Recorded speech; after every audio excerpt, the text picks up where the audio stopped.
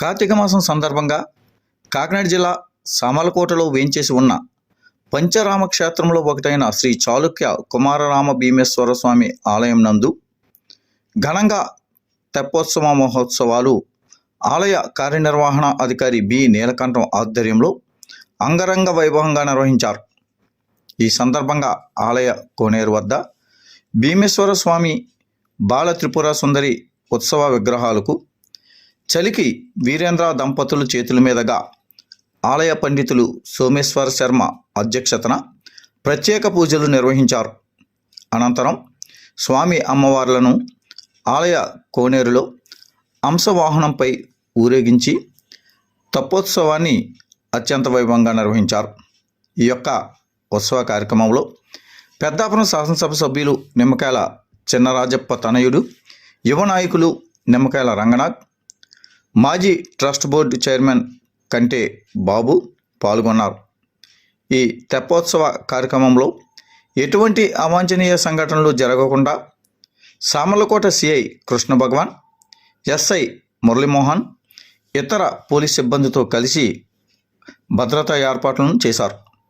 ఈ తెప్పోత్సవానికి వీక్షించేందుకు వేల సంఖ్యలో భక్తులు వివిధ ప్రాంతాల నుండి రావడం జరిగింది. కాగా తెప్పోత్సవం యొక్క ప్రత్యేకతను గురించి ఆలయ వేద పండితులు సోమేశ్వర శర్మ మీడియాకు వివరించారు.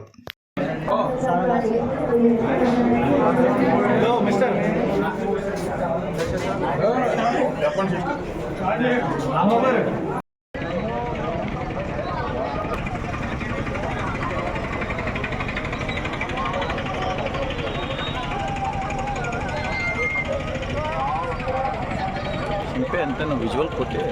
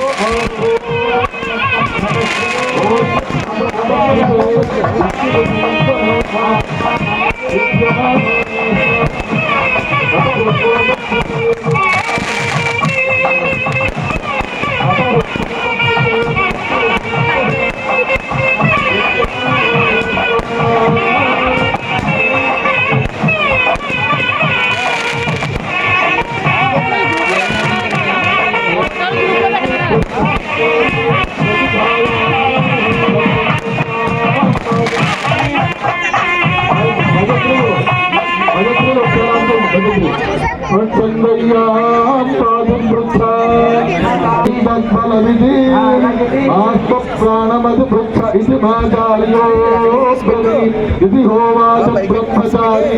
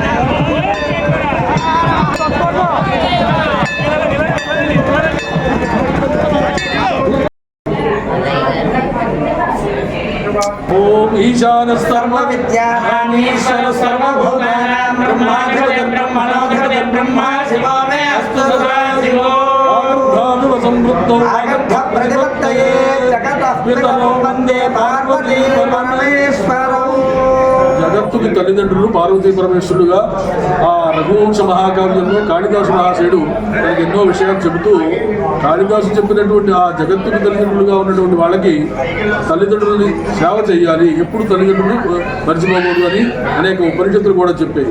అటువంటి జగత్తుకే తల్లిదండ్రులైనటువంటి వాళ్ళకి ఈ కార్తీక మాసంలో కృత్తికా నక్షత్రంతో కూడినటువంటి పౌర్ణమి రావడం, ఆ పౌర్ణమి నాడు ఆ ఉత్సవాలను జరుగుతూ ఉండడం, ఆ ఉత్సవాలకు అంగంగా మనం అందరం కూడా ఆ సేవలో పాల్గొనడం ఒక భాగ్యం. అటువంటి భాగ్యంలో ఈవేళ మా కార్యనిర్వహణాధికారి వారు తెప్పోత్సవాన్ని గతం కంటే బాగా చేయించాలి, ఉత్సాహంగా చేయించాలి, పౌర్ డెకరేషన్ చేయించాలి, బాణసంచా కాల్చాలి, లైటింగ్ పెట్టాలి అని బాగా జరిపించండి నేను అనేక దేవాలయాల్లో చేయించానంటే అలాగే ఆయన ప్రోత్సాహంతో ఇది దిగ్విజయ యాత్ర చేస్తూ ఈవేళ 3 ప్రదర్శనలు కోనేరులో జరిగింది.